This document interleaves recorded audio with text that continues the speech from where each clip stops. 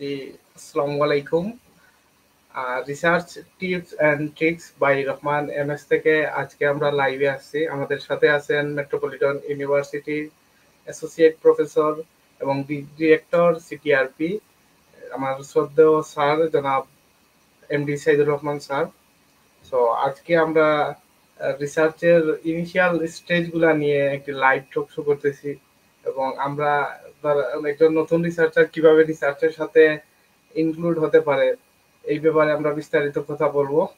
তো আমাদের এই ব্রডকাস্টটা শুরু করার আগে আমি স্যারের কাছে যেতে চাই। আসসালামু আলাইকুম স্যার। স্যার আপনি কেমন আছেন? ওয়ালাইকুম আসসালাম মিস্টার শহীদ। আছি আলহামদুলিল্লাহ ভালো।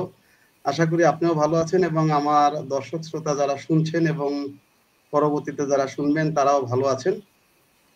যাচ্ছে ইনশাল্লাহ শহীদ। জি স্যার, আলহামদুলিল্লাহ স্যার। স্যার আমরা কোয়েশ্চেন করতে করতে অনেকগুলো বিষয় নিয়ে কথা বলবো এবং জানবো। সো ইনশাল্লাহ আমরা যদি আপনি অনুমতি দেন তাহলে আমরা প্রথমে কিছু কোয়েশ্চেন পর্বে চলে যেতে পারি আর কি। অফকোর্স টাইম ইজ ভ্যালু, সুতরাং কোয়েশ্চেন করেন, গল্পের আনসারের মাঝখানে ইনশাল্লাহ আমরা গল্প করবো। জি স্যার, ধন্যবাদ স্যার। সো স্যার আপনার কাছে আমার প্রথম কোয়েশ্চনটা হলো একজন নতুন গবেষক কিভাবে রিসার্চ শুরু করবে? Oh, that's very important question and very tough question as well, Mr. শহীদ।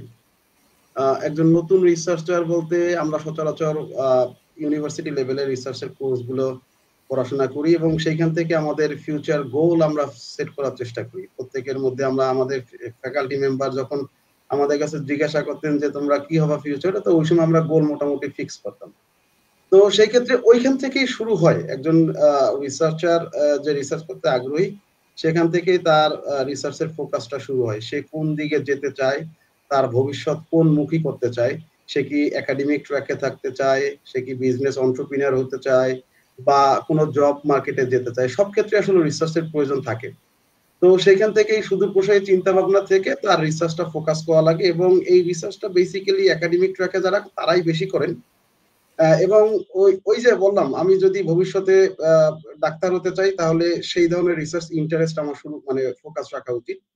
এবং আমি যদি আর্টিফিশিয়াল ইন্টেলিজেন্স নিয়ে ইন্টারেস্টেড থাকি তাহলে এই আর্টিফিশিয়াল ইন্টেলিজেন্স নিয়ে আমার কাজ করা উচিত। আর এভাবে করে আসলে একজন রিসার্চের মানে শুরুটা হয়। হ্যাঁ, ইন্টারেস্টটা এইভাবে জাগে এবং আমরা যখন হয় না, যেমন আমরা ক্রিকেট খেলাটা বেশি পছন্দ করি, ক্রিকেট খেলা সম্পর্কে আমরা ডিটেলস জানার চেষ্টা করি।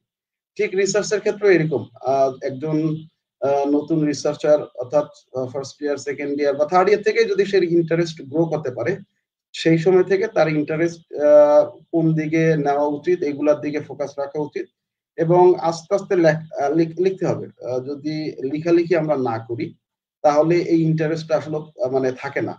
সুতরাং নতুন রিসার্চার যারা, তাদের প্রতি আমার যে পরামর্শ সাজেশন থাকবে সেটা হচ্ছে টুকটাক লেখালেখি, অর্থাৎ আমরা যে অ্যাসাইনমেন্ট গুলা দেই ইউনিভার্সিটি লাইফে, সেই অ্যাসাইনমেন্ট গুলা যদি আমরা একটু রিসার্চ ওরিয়েন্টেড হয়ে, অর্থাৎ আমরা দেখবেন, খেয়াল করবেন যে আমরা যখন অ্যাসাইনমেন্ট দেই ম্যাক্সিমাম স্টুডেন্ট তারা রেফারেন্স ইউজ করে না বা বা কোনো ঠিক একটা এপিএ ফরম্যাট, এমএলএ ফরম্যাট অনুযায়ী যে অ্যাসাইনমেন্ট করবে সেগুলো আসলে আমরা ফোকাস করি না। তো ওইখান থেকে যদি আমরা একাডেমিশিয়ানরা যদি আমাদের স্টুডেন্ট বা মানে ফেলো মেম্বার যারা আছে তাদেরকে এইসব বিষয়গুলো থেকে যদি আমরা প্রথম থেকে ইন্টারেস্ট গ্রো করাতে পারি তাহলে পরবর্তীতে সে একজন ভালো রিসার্চার অথবা তার যে ফিল্ডে যাওয়ার চিন্তা ভাবনা সেই ফিল্ডে যেয়ে সে রিসার্চ করতে পারবে।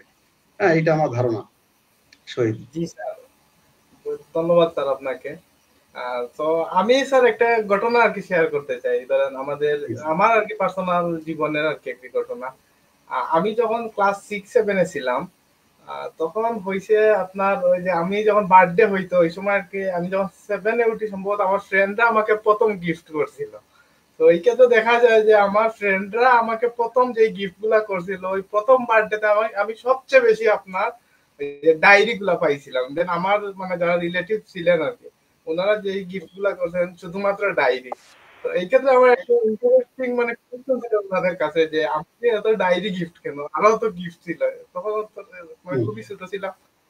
তো মানে ওনারা আর কি বলছেন যে যখনই তোমাকে লিখতে দেখি, যখনই তোমাকে দেখি তখন লিখতে দেখি, আর তাই এই জন্য তুমি লিখবে, এই জন্য তোমাকে আমরা ডায়েরিটা গিফট করছি। ইভেন আমার সংগ্রহে এখনো কমপক্ষে গিফটের অনেকগুলা খাতা আছে, কিন্তু আমি এগুলো ইউজ করি না। এগুলো যে আমার নিজের জীবনের স্মৃতি হিসেবে ধরে রাখছি।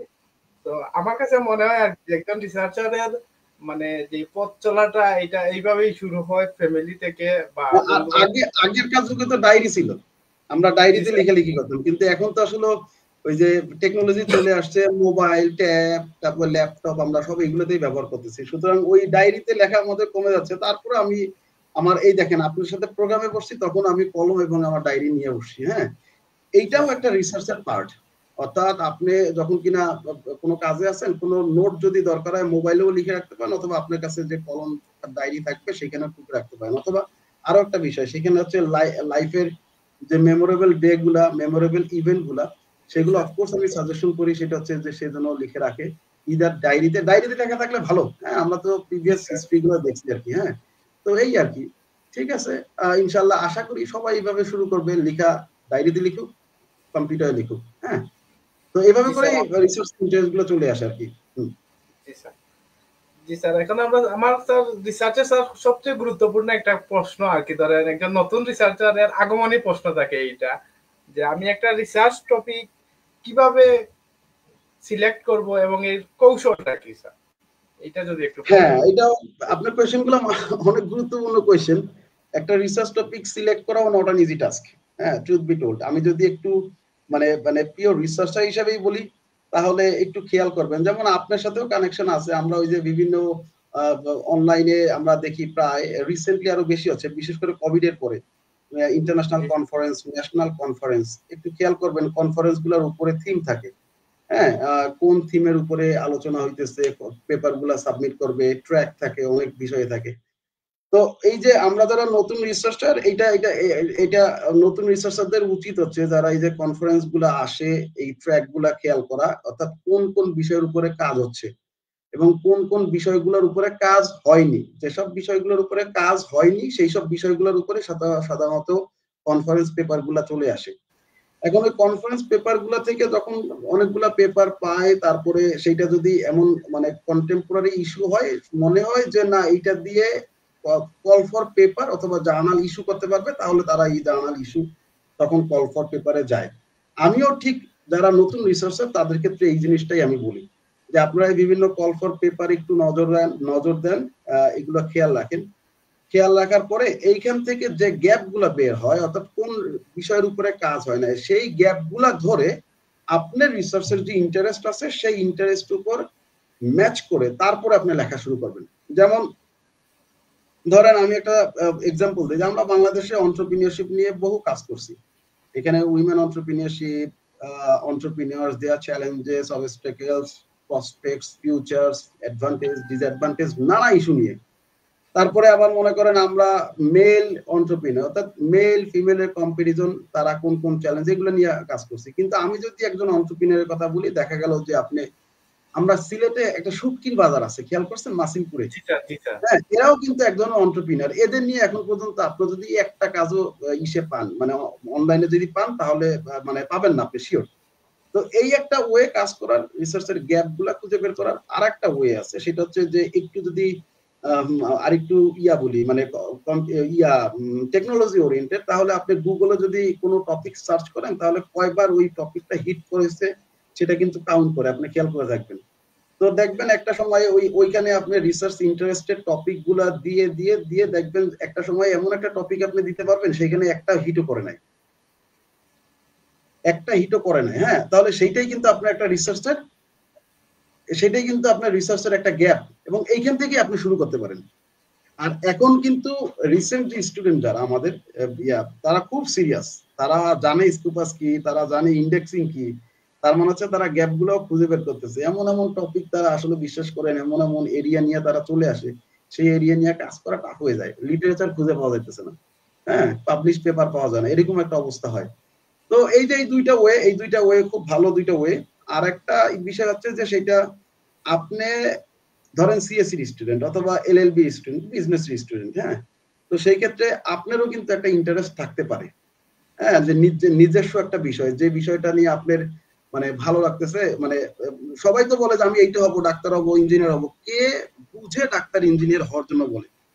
আর রিসার্চারদের উচিত এই বুঝে সেই সব টপিক গুলো আসলে ফিক্স করা এবং এইটাই টেকনোলজির সাপোর্ট গুলা নেওয়া। শহীদ। জি স্যার, আপনার এই কথাটাই মনে পড়ে, মানে কথার মাধ্যমে স্যার আমার একটা কথা আর কি মনে হয়েছে, মানে আমি কিছুদিন আগে একটা জিনিস পড়ছিলাম, আহ, যেটা হইতেছে যে আমরা পড়ছিলাম আর কি একটা আর্টিকেলের মধ্যে, ফেসবুকের মধ্যে, যখন আমরা কোনো একটা বিষয় ট্রেন্ডিং এ আসে, মানে আমাদের আমরা তো খুবই পরিচিত এখন ট্রেন্ডিং এবং ভাইরাল শব্দটার সাথে। যেমন যখন কোনো একটা ট্রেন্ডিং এ আসে, অথবা যখন কোনো কনফারেন্স আসে, মনে করেন একটা আপকামিং একটা ইন্টারন্যাশনাল কনফারেন্স আসছে, এটা খুবই বিগ অপরচুনিটি। আমি এটা মানতেছি যে আমরা অপরচুনিটিটা রিচ আউট করব, বাট এখানে আমার কোয়েশ্চন হইতেছে স্যার, আমার এখানে আমি ওই ফিল্ডেরই না, কিন্তু আমি ওই অপরচুনিটিটা নেওয়ার জন্য আমি এখানে ইনক্লুড হতে চাইতেছি, এবং একই সাথে আমি যেই কাজে ছিলাম এই কাজের ফ্লোটা হারিয়ে ফেলতেছি। এটা একজন ইনিশিয়াল রিসার্চারের জন্য খুবই, মানে একটা ট্রাভেল করতে হয় এই ফেজটা, যেহেতু আপনি অনেকদিন থেকে রিসার্চ করতেছেন, আপনি এই বিষয়টাকে কিভাবে দেখেন? এই ক্ষেত্রে আমার যে পরামর্শ, আমি সবসময় পরামর্শ দিই এটাই, যে সেটা হচ্ছে রিসার্চের ক্ষেত্রে মেন্টরশিপ এবং সুপারভাইজারশিপ একটা গুরুত্বপূর্ণ বিষয়। তো সেই ক্ষেত্রে আপনি যদি ইনিশিয়ালি যদি আপনি চেষ্টা করেন যে না আমি সিঙ্গেল অথর, সোল অথরে কোনো জায়গায় পেপার সাবমিট করতে যাচ্ছি বা কনফারেন্সে দিতে যাচ্ছি, সেই ক্ষেত্রে অফকোর্স একটু হ্যাসেলে পড়তেই পারেন। আর ইসের কনফারেন্স, তারপরে ইসের এইসব ক্ষেত্রে রিজেকশন, মানে জার্নালের ক্ষেত্রে, পাবলিশারের ক্ষেত্রে রিজেকশন একটা মানে ফ্যাক্টর, এবং এটাকে আপনি একবার সাদর আমন্ত্রণ জানাইতে হবে। যত বেশি রিজেকশন আপনি পাবেন, আপনি তত বেশি মনে করতে পারেন যে আপনার লার্নিং এর জায়গা আছে। এবং এবং একটা বিষয় সেটা হচ্ছে যে যখন কিনা আপনার সাথে একজন অথর বা কো অথর থাকবে, আমি ইনিশিয়ালি সাপোর্ট করি সুপারভাইজারদের সাপোর্ট নেওয়া, মানে এটাই আমি বলি। এবং সেইখানে to head is always better then one. এবং আপনি যদি একটা পেপার লিখলেন, লেখার পর ওইটা প্রুফ রিড করার জন্য একজন ব্যক্তির দরকার। তো সেই ক্ষেত্রে আপনার যদি সুপারভাইজার থাকে, সেইটা কোথায় প্রবলেম আছে, আমরা তো কনফারেন্সে যাই শুধু ক্রিটিসিজম গুলো নেওয়ার জন্যই। তো সেই ক্ষেত্রে একজন অথর অ্যাড করে ক্রিটিসিজম যদি নিয়ে আমরা সামনের দিকে আগাই, এই একটা বিষয়। আর একটা বিষয় আপনি মানে প্রশ্ন তুলছেন, সেটা হচ্ছে রিসার্চ ইন্টারেস্টটা হারায় যায়। হ্যাঁ, আমরা যখন নতুন রিসার্চার মানে শুরু করি, তখন আমাদের মাথাটা মানে এরকম থাকে যে আমরা একসাথে সব মানে এক টপিক, মানে এক পেপারের মধ্যে সব নিয়ে আসবো। হ্যাঁ, এবং আমার এই টপিকটা মানে ইউনিক হবে এবং এই টপিকটা নোবেল হবে।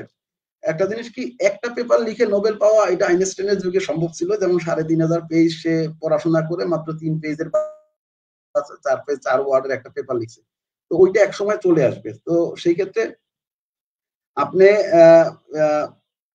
মানে এক পেপারের মধ্যে অনেক ভাস্ট আলোচনা করার দরকার নাই। ইনিশিয়ালি আপনি সিঙ্গেল অবজেক্টিভ নিয়ে, একটা দুটো অবজেক্টিভ নিয়ে তারপর আপনি আগান। এবং এই একটা দুটো অবজেক্টিভ আমার কাছে মনে হয় যে মানে খুবই, মানে যেটা আপনার সামর্থ্য অনুযায়ী আছে। আপনি ধরেন আপনি এসপিএসএস শুধু জানেন, আমাদের বিজনেসে আমরা অ্যানালাইসিস করার জন্য এই টুলটা ব্যবহার করি। তো সেই ক্ষেত্রে আপনি যদি এমওস, তারপর পিএলএস এই পর্যন্ত যদি আপনি প্রথমে যদি শিখতে যান, তাহলে আপনি বিচ্ছিন্ন হয়ে যাবেন।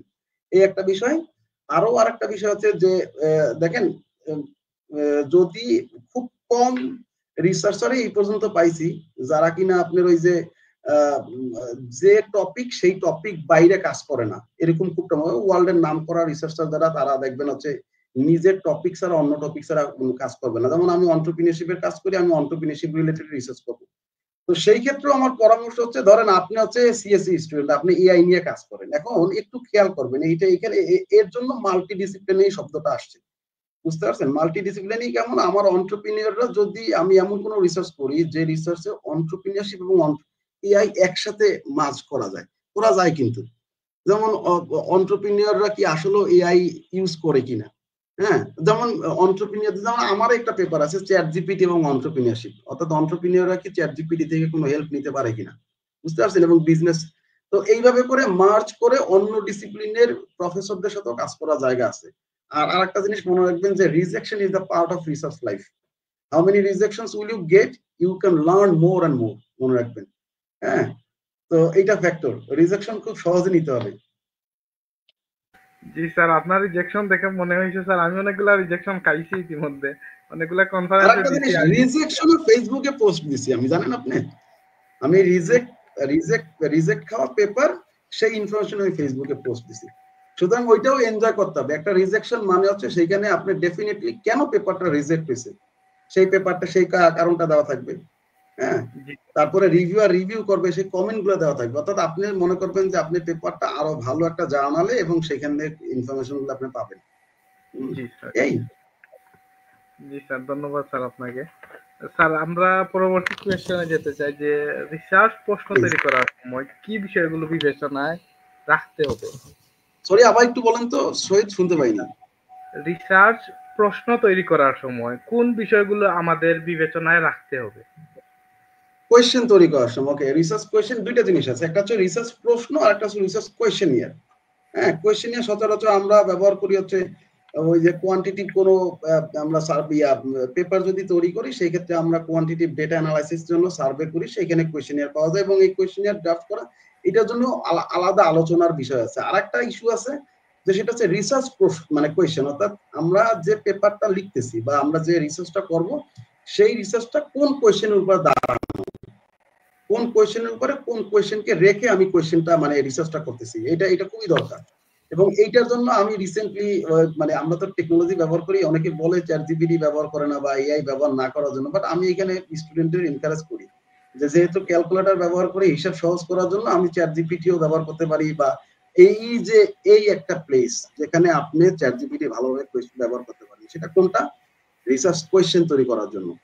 You can ask the ChatGPT, you can give some prompts to the ChatGPT based on the what আপনি যে টপিক নিয়ে কাজ করতেছেন সেই টপিকে রিসেন্ট পাবলিশ কোনগুলা পেপার হয়েছে সেই পেপারগুলো নিয়ে আসেন, সেই পেপারগুলো একটু পড়েন, পড়ার পরে দেখবেন সেই পেপারে গ্যাপ কোথায় আছে।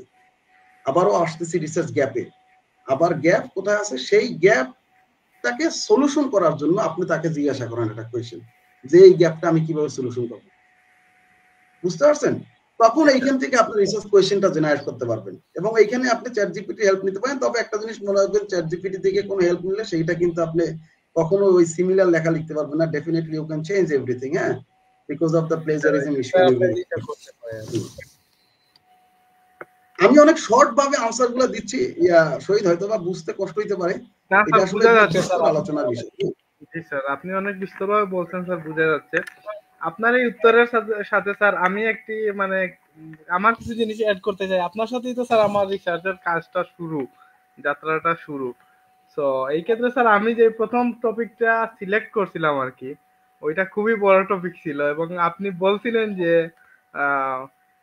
Research question should be answerable within a semester. মানে আমরা খুবই স্পেসিফিক টপিক নিয়ে কাজ করব, মানে অনেকগুলা টপিক একসাথে অ্যাডজাস্ট করে রিসার্চ করব। আমরা ওই লেভেলের রিসার্চার হতে পারি নাই বা একসাথে করা যায় না।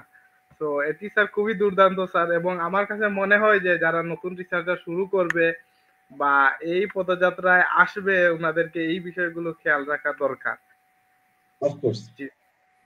জি স্যার, এখন স্যার আমরা এই যে চতুর্থ যে কোয়েশ্চনটা ছিল এটা যেতে চাই যে একটি স্ট্যান্ডার্ড রিসার্চ পেপারের গঠন কেমন হওয়া উচিত? ওকে, ভেরি নাইস কোয়েশ্চেন। এইটাও নতুন রিসার্চারদের খুব ডিস্টার্ব করে যে আমরা কোন ভাবে বা কোন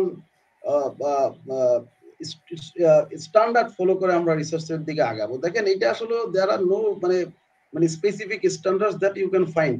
মানে এটা লাইক ওই যে এইটা মানতেই হবে, এটা না মানলে হবে না, বা এটা মানা ফরজ, এরকম কোনো কিছু এটার মধ্যে নাই। তবে একটা বিষয় আছে, যেমন আমরা রিসার্চের তো রিসেন্টলি তিনটে অ্যাপ্রোচ আমরা ফলো করি, কোয়ালিটেটিভ, তারপরে কোয়ান্টিটিভ এবং মিক্সড মেথড, কোয়ালি এবং কোয়ান্টিটি মিক্সড আমরা করি। তো এই তিনটা ক্ষেত্রে আমার কাছে মনে হয় যে কয়েকটা পয়েন্টস বা কয়েকটা মানে হেডিং দিয়ে রিসার্চটা করা উচিত। যেমন একটা স্ট্র্যাটেজি আছে, একটা ফর্মুলায় আছে, এটা আমার বড় ভাই সবসময় ইউজ করে, আমার বড় ভাই ডক্টর মিজান ইনরাদ। হ্যাঁ, মানে অর্থাৎ একটা রিসার্চের ক্ষেত্রে সর্বপ্রথম হচ্ছে ইন্ট্রোডাকশনটা। দেখেন, অ্যাবস্ট্রাক্ট টাইটেল এগুলো তো বেসিক, হ্যাঁ, sweet spot of the research. এর পরের যে পার্টগুলো সেটার মধ্যে মনে করেন আপনি ইন্ট্রোডাকশনটা থাকা অবশ্যই জরুরি, তারপরে মেথোডোলজি থাকতে হবে, তারপরে লিটারেচার রিভিউ থাকতে হবে। মানে লিটারেচার রিভিউ আবার মেথোডোলজির আগে, হ্যাঁ। আবার এই ইন্ট্রোডাকশনের মধ্যে আপনি কোয়েশ্চেনস গুলো নিয়ে আসতে পারেন, অবজেক্টিভস গুলো লিখে ফেলতে পারেন। তারপরে আপনার অ্যানালাইসিস পার্ট তো থাকা উচিত। Of course without having analysis it's quite tough to মানে give the findings of your research. হ্যাঁ, তারপরে আপনি অ্যানালাইসিসটা করলেন, অ্যানালাইসিসে একটা ফাইন্ডিংস আসছে, হ্যাঁ, রেজাল্ট তো আসবে, সেই রেজাল্টের পার্টও অবশ্যই বসানো উচিত আমি মনে করি। এবং আপনার ফাইন্ডিংসও পাইলেন, ফাইন্ডিংস পাওয়ার পরে আপনি অফকোর্স এই ফাইন্ডিংস এর উপরে যে টপিক, সেই টপিকের উপরে ডিসকাশন করবেন, কি আলোচনা করবেন আপনি, আলোচনা করার পরে ফাইনালি আপনি কনক্লুশন ড্রাফট করে দেন। These are the basic parts must need to address in any research form of research. আবার যদি বলি, introduction, literature review, methodology, analysis, findings, discussions, conclusions, this parts are essential for মানে একটা রিসার্চারের research করার জন্য। এবং বেসিক রিসার্চার যারা ইনিশিয়াল রিসার্চার তাদের অবশ্যই এটা ফলো করা উচিত আই থিঙ্ক। জি স্যার, বুঝতে পারছি স্যার, আপনি খুবই বিস্তরভাবে বলছেন স্যার। এটা নতুন রিসার্চারের জন্য অনেক মানে হেল্পফুল হবে। ইভেন যারা মানে শুরু করতে চাচ্ছেন বা ভাবতেছেন যে কিভাবে শুরু করবেন, ওনাদের জন্য একটা বিগ অপরচুনিটি হবে। আমি স্যার একটা গল্প বলতে চাই আর কি, আমার এই যে শুরুর দিকে আর কি। যেটা হইতেছে স্যার, যে গুগল স্কলার খুললেই আর কি এতগুলা পেপার দেখা যায় যে আমার কাছে প্রথমে মনে হয়েছিল যে আমি কোন পেপারটি রেখে কোন পেপারটি পড়বো, যেহেতু আমি তখন প্রপার কোনো ধরেন গাইডলাইন্স বা আউটলাইনের মধ্যে ছিলাম না। তো এই ক্ষেত্রে অনেকগুলা পেপার আমি কিভাবে সিলেক্ট করব, কিভাবে পড়বো, এটা একটা বিগ কোয়েশ্চন থাকে নতুন রিসার্চারদের। আর এই ক্ষেত্রে স্যার আমি পরবর্তীতে আপনার মাধ্যমে যেটা মানে শিখছি বা জানতে পারছি, সেটা হচ্ছে যে কিওয়ার্ড গুলা ধরে ধরে আপনার খুঁজতে হয় এবং জটেরো দিয়ে পেপার অর্গানাইজ করতে। এটা আপনিই বলছিলেন যে প্রথম আমাকে জটেরো দিয়ে পেপার অর্গানাইজ করার জন্য। তো এই ক্ষেত্রে স্যার নতুন রিসার্চারের যে কোয়েশ্চন হতে পারে আর কি স্যার, এটা আমি অবজার্ভ করতেছি, যেহেতু আমিও একজন মানে এই স্টেজে খুবই ইনিশিয়ালি শুরু করছি। তো কোয়েশ্চনটা হইতেছে স্যার, লিটারেচার রিভিউ করতে গিয়ে সাধারণত কি কি চ্যালেঞ্জ আসে, এটা আপনার দৃষ্টিভঙ্গিতে একটু ব্যাখ্যা করবেন।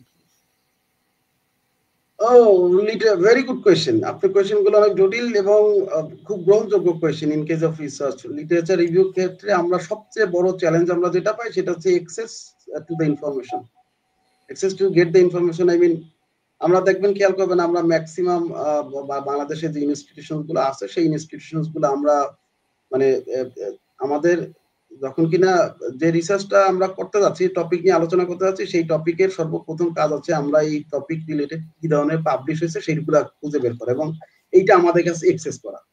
এখন এই এক্সেস করার ক্ষেত্রে আপনি অনেক ধরনের পাবেন, সোর্স পাবেন। সেই সোর্স গুলোর মধ্যে দুই ধরনের সোর্স আমরা সচরাচর ইন্ডেক্সিং যে সোর্স গুলা, সেই সোর্স গুলাকে রেকমেন্ড করি, সাজেস্ট করি।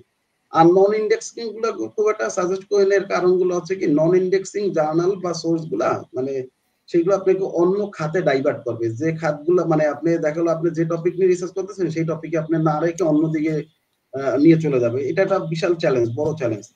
তো এই জন্য এই ইন্ডেক্সিং সাইট গুলাতে ম্যাক্সিমাম হয় কি জানেন, ম্যাক্সিমাম হচ্ছে ইদার ইনস্টিটিউশনাল সাবস্ক্রিপশন লাগে অথবা সেগুলো টাকা পয়সা দিয়ে পড়াশোনা করা লাগে, মানে কিনা লাগে। এখন আমরা তো আসলে ওই মানে আন্ডার ডেভেলপ না, আমরা ডেভেলপ মানে একেবারে হ্যাঁ আন্ডার ডেভেলপ কান্ট্রি আমরা, সোজা কথা, ডেভেলপিং না আমার মতে। তো সেক্ষেত্রে এই জায়গা থেকে ইনস্টিটিউশন গুলোর মধ্যে আমরা এক্সেসটা পাই না কোনো রকমই। শুধু আমরা না, অনেক জায়গায় আমরা বাধা আছে। যেমন আপনি যদি একটা অ্যাসাইনমেন্ট সাবমিট করতে যান, আপনি কিন্তু টার্নিট ইন্টার চেক করতে পারবেন না যে কয় পার্সেন্ট আপনি প্লেজারিজম হলো, তাহলে আমাদের ইন্টারেস্ট এই জায়গা থেকে মরে যাচ্ছে। তারপরে আমি যদি মনে করেন একটা ভালো জায়গা থেকে টেইলর ফ্রান্সিস, তারপরে মনে করেন উইলি সেইস, তারপরে এমআরএল স্পিনজার, সায়েন্স ডিরেক্ট, এইসব জায়গা থেকে ইন্টার সায়েন্স, আমি একটা পেপার ডাউনলোড করতে যদি যাই, দেখবেন সেখানে আমি পেপার ডাউনলোড করতে পারবো না। এটা আমাদের সবচেয়ে বড় চ্যালেঞ্জ। দুই নাম্বার চ্যালেঞ্জ যেটা, সেটা হচ্ছে যে আমরা যদিও পাই, পাওয়ার পরে সেটা মানে কিভাবে এটা গুছিয়ে রাখতে হবে। হ্যাঁ, এটা বড় একটা চ্যালেঞ্জ, গুছিয়ে রাখতে পারি না আমরা আসলে। মানে কোন জায়গা থেকে কোন রেফারেন্স সাইটেশনটা নিব এবং সেটা কিভাবে ব্যবহার করবো। দ্যাট মিনস আমরা রিসার্চের ক্ষেত্রে একটু একটু যখন কিনা মিড স্টেজে আসি, তখন আমরা কোনো রিসার্চ করতে গেলে আমরা লিটারেচার ম্যাট্রিক্স তৈরি করি। এই লিটারেচার ম্যাট্রিক্সে অনেকগুলো স্টেপ থাকে, সেই স্টেপে কোন কোন রিলেভেন্ট ইনফরমেশন সেগুলো আমরা ওইখানে ইনপুট দিই। তো এই লিটারেচার ম্যাট্রিক্সটা আমরা জানি না, আমরা করি না, যার কারণে আমাদের এইখানেও একটা প্রবলেম হয়। তারপর লাস্ট আরেকটা যেটা প্রবলেম হয় সেটা হচ্ছে যে আমরা যখন কিনা কাজ শুরু করি তখন বেশিরভাগ ক্ষেত্রে ফোকাস করি হচ্ছে যে কোনো ইয়ারের পাবলিকেশন। হ্যাঁ, অর্থাৎ 1970 সালের একটা পেপার যদি থাকে তাহলে আমরা 70 সালে সাইটেশন দেখি। কিন্তু আমি আপনি যখন আমার কাছে যখন একটা পেপার পাঠাবেন এটা রিভিউ করার জন্য, তখন আমি সর্বপ্রথম দেখবো যে 2000, আজকে 2025 সাল, আপনি 2025 সালের কয়টা মানে সাইটেশন আপনি ব্যবহার করছেন, এটা আমি সবার প্রথমে দেখবো। তা আমরা এই জিনিসটা আমাদের মিসিং হয়ে যায়।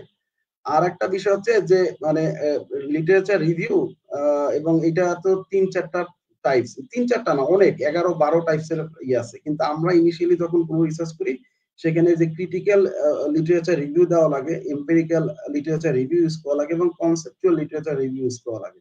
তো এই জিনিসগুলো আমরা না জেনেই আমরা রিভিউ করা শুরু করি, লিটারেচার লেখা শুরু করি। তো সেই ক্ষেত্রে আমরা প্রবলেম গুলা মানে আমাদের মধ্যে চলে আসে, বুঝতে পারছেন শহীদ? এবং এগুলা নিয়ে আসলে তো বিস্তর আলোচনার জায়গা আছে। এক একটা লিটারেচারের টাইপ, এক একটা মানে লেকচার বা এর জন্য বহু বই, এক একটা টাইপের জন্য এক একটা বই পাবলিশ হয়েছে এরকম, অথবা একটা সেমিস্টার পড়ানো হয়। হ্যাঁ, তো এটা সব তো একসাথে বলা যাবে না। যতটুকু বললাম ইনশাল্লাহ এর পরবর্তীতে এইগুলো ধারাবাহিকতা থাকবে আশা রাখি। আমরা একটা একটা টাইপস স্যার ধরে আমরা ইনশাল্লাহ আশা লিটারেচার করছি রিভিউ স্যার আলোচনা। আমাদের এই টক শোটা লাইভ ব্রডকাস্টটা কন্টিনিউয়াসলি হবে এবং আমরা রিসার্চের ইনশাল্লাহ। আগ্রহ গভীরে যেতে পারবো এবং যারা নতুন রিসার্চার আছেন ওনাদেরকে নিয়ে আমরা একসাথে কাজ করতে পারবো এই আশা রাখতেছি এবং এই ধারাবাহিকতাটা থাকবে ইনশাল্লাহ। অফকোর্স আর ইনশাল্লাহ আজকে আশা করি। স্যার যে কোয়েশ্চনটা করতে চাইতেছি আপনাকে, যে রিসার্চ মেথোডোলজি, এইটা একটা ফ্যাক্ট নতুন রিসার্চারের জন্য, যে মেথোডোলজিটা আমরা কিভাবে সিলেক্ট করব এবং আপনি যে মেথোডোলজিগুলো বলছেন যে কোয়ালিটিভ, কোয়ান্টিটিভ এবং মিক্সড মেথড, তো এখানে আমরা কোয়ালিটিভ কখন ইউজ করব, কোয়ান্টিটিভ কখন ইউজ করব এবং মিক্সড মেথডটা কখন ইউজ করব, এটা আমরা কিভাবে বুঝতে পারবো? এটা একটা, এবং গ্রহণযোগ্যতার দিক দিয়ে কোন কোন মেথোডোলজিটা বেশি ইফেক্টিভ এবং কখন আমরা কোয়ালিটিভটা ইউজ করলে ইফেক্টিভ, এটা কিভাবে বুঝতে পারি? এটা একটু স্যার আপনার অবজারভেশনটা জানান। হ্যাঁ, অনেকগুলো কোয়েশ্চেন একসাথে করে ফেলছেন, তারপর আস্তে আস্তে ইয়ে করি। প্রথমে বলেছে গ্রহণযোগ্যতার দিকে। গ্রহণযোগ্যতার দিকে there is no acceptable or one best way, মানে টু সিলেক্ট দ্য ক্রাইটেরিয়া, যে অ্যাপ্রোচ দ্যাট ইজ বেস্ট, এরকম কোনো কিছু নাই। তবে রিসার্চাররা বলে কোয়ালিটেটিভ রিসার্চে নাকি হচ্ছে মানে art and beauty of the research, অর্থাৎ এই রিসার্চকে আপনি যে কোনো ভাবে সাজায়া গড়ে তুলতে পারেন কোয়ালিটিভ রিসার্চ গুলো, এরকম বলে। আর আমার কাছে যদি বলেন মোর মানে ভ্যালিড, তাহলে আমি বলবো হচ্ছে মিক্স মেথড রিসার্চ। কারণ মিক্স মেথড রিসার্চ হচ্ছে এমন কোয়ালিটি, সেটা হচ্ছে কোয়ান্টি করে কোয়ালি করে এটাকে ভ্যালিডেট করা যায় একসাথে, দুইটা কম্বাইন, এটা করা যায়। আমার কাছে ওইটা মনে হয়। এবং হ্যাঁ, মানে মেথোডোলজি আমরা যদি ইউনিভার্সিটি লেভেলে একটু খেয়াল করি, তাহলে আমরা ইউনিভার্সিটি লেভেলে বেসিক কিছু মেথড মানে টুলস টেকনিক শিখাই মেথোডোলজি লেখার জন্য, ইউজ করার জন্য। যেমন কোয়ান্টিটিতে আমরা সর্বোচ্চ যেমন আমাদের ডক্টর জামাল স্যার আছেন, উনি কালকে আমাদের প্রোগ্রামে থাকবেন। উনি ফ্যাক্টর অ্যানালাইসিস পর্যন্ত, আমার স্যার সূর্য স্যার আমার রিসার্চে, উনি ফ্যাক্টর অ্যানালাইসিস পর্যন্ত স্টুডেন্টদের পড়ায়।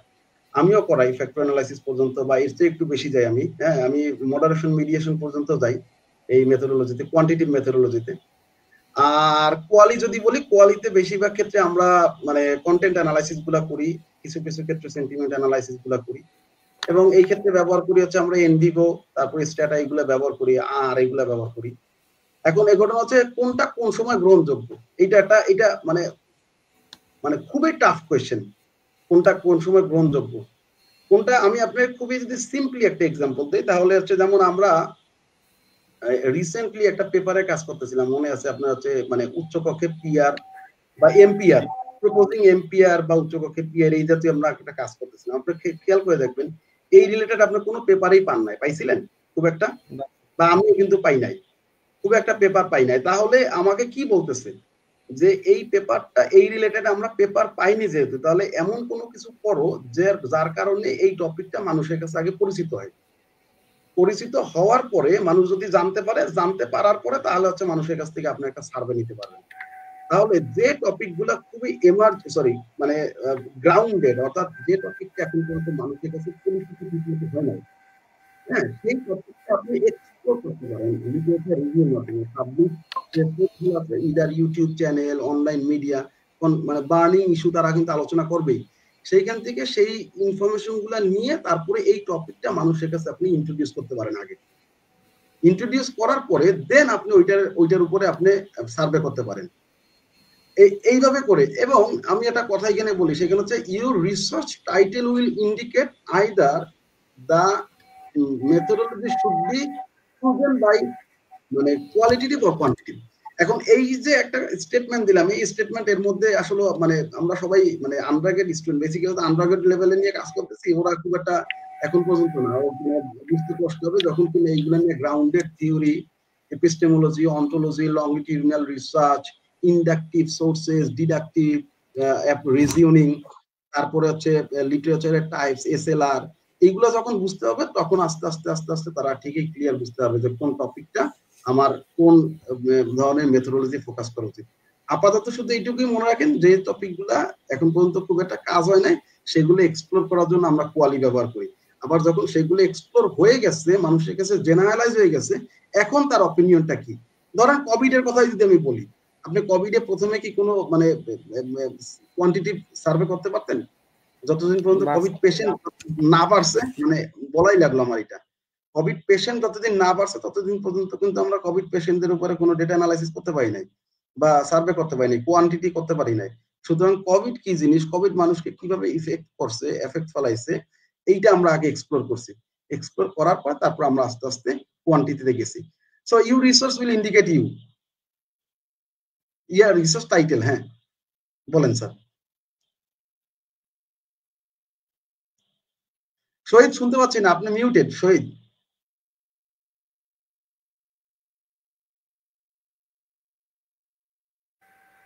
সরি হ্যাঁ স্যার। আচ্ছা আপনার এই কথা থেকে মনে হয়েছে আগে যে কোভিড এর কথা থেকে, এই যে আমি কিছুদিন আগে একটা পেপার লিখছিলাম, আপনাকে প্রুফরিডের জন্যই দিয়েছি আর কি, যে ইনক্লুসিভ এডুকেশন ইন এডুকেশন। হ্যাঁ বাংলাদেশ আর কি।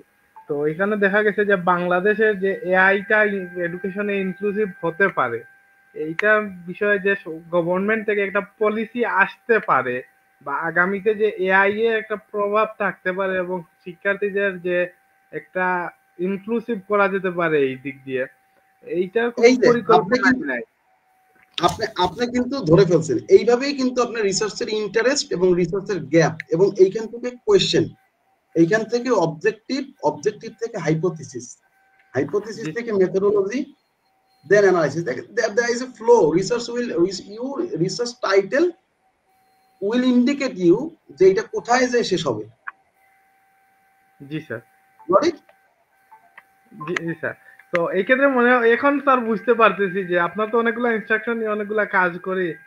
তো আজকের মাধ্যমে আমার অনেকগুলা জিনিস ক্লিয়ার হইতেছে যে আমি কখন কোয়ালিটিভ নিব, এবং আপনি যেটা বলছিলেন যে এটা কোয়ালিটিভে ভালো হবে, ইভেন এখন মনে হইতেছে যে না, এটা কোয়ালিটিভটাই বেস্ট অপশন ছিল আমার জন্য। কারণ যেহেতু এর আগে বাংলাদেশে এআই নিয়ে এইভাবে কাজ হয় নাই, বা এআইটা এতটা পরিচিত না, তাই চাইলেও আমি কোয়ান্টিটিভে যেতে পারবো না। তো এটা ইমিডিয়েটলি কোয়ালিটিভ হবে, এবং আমি যেহেতু পলিসি চেঞ্জ করতে চাইতেছি, তো কোয়ালিটিভের মাধ্যমে আমি একটা প্রপোজিং মডেল দিতে পারি, তাই নয় কি এবং স্যার? আরো একটা বিষয় দেখেন, ওই যে আপনি যখন আমার কাছে পেপার পাঠাচ্ছিলেন তখন আমি প্রথমেই কিন্তু আমি অবাক হয়ে গেছিলাম যে ইনক্লুসিভ এডুকেশনটা কি, আমি নিজেই জানি না, ট্রুথ বি জি টোল্ড। স্যার। আমি আপনার কাছে জিজ্ঞাসা করছিলাম যে এটা কি আসলে ঠিক আছে কিনা, আপনি বলছেন জি স্যার। তারপরে আপনি ওই যে আমি তো জানিই না, মানে বাংলাদেশে আমাদের দেশে এটা ইমপ্লিমেন্টই হয়, মানে ইন্ট্রোডিউসই হয় না এই টপিক। সুতরাং জি introducing the new topic, definitely you should go for quali. এটা আমি একেবারে ইনিশিয়ালি বললাম। এখন আমি যদি গ্রাউন্ডেড থিওরি দিয়ে যদি বলি বা ইন্ডাকটিভ রিজনিং, অর্থাৎ যে টপিকের কোনো মানে আসে নাই, মানে কোয়ান্টি রেজাল্ট আসে নাই, সেটা থিওরি দিয়ে আগে টেস্ট করতে হবে যে এই টপিক কোয়ান্টিটিতে যাওয়া যায় কিনা, এটা হচ্ছে ইন্ডাকটিভ। আবার ডিডাকটিভ এইভাবে যদি আমি বলি তাহলে it will be more complex. হ্যাঁ, এটা এটা আমি না বলে আমার চেয়ে মানে হয়তোবা সামনের প্রোগ্রামগুলোতে আমরা আরো মানে ভালো রিসার্চার, বড় স্কলার আসবে আমাদের এখানে, তখন ইনশাল্লাহ তারা হয়তোবা এগুলো আরো এক্সপ্লোর করবে, বা এই টপিকটার উপরেই একটা আমরা প্রোগ্রাম করতে পারি। হুম। জি স্যার, বুঝতে পারছি স্যার। স্যার এই ক্ষেত্রে স্যার আমরা পরবর্তী প্রশ্নে যাব, এই তার আগে স্যার আমি একটা জিনিস একটু শেয়ার করতে চাই। মানে আপনার সাথে তো স্যার আমার প্রায় অনেকগুলা কাজ করা হচ্ছে আর কি।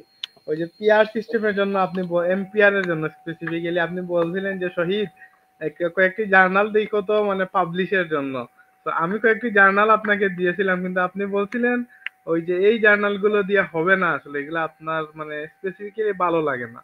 ইভেন আমার এই যে ইনক্লুসিভ এডুকেশন যেটা, এটা আমার কোন জার্নালের সাথে ম্যাচ করবে আমি এইটাও বুঝতে পারতেছি না।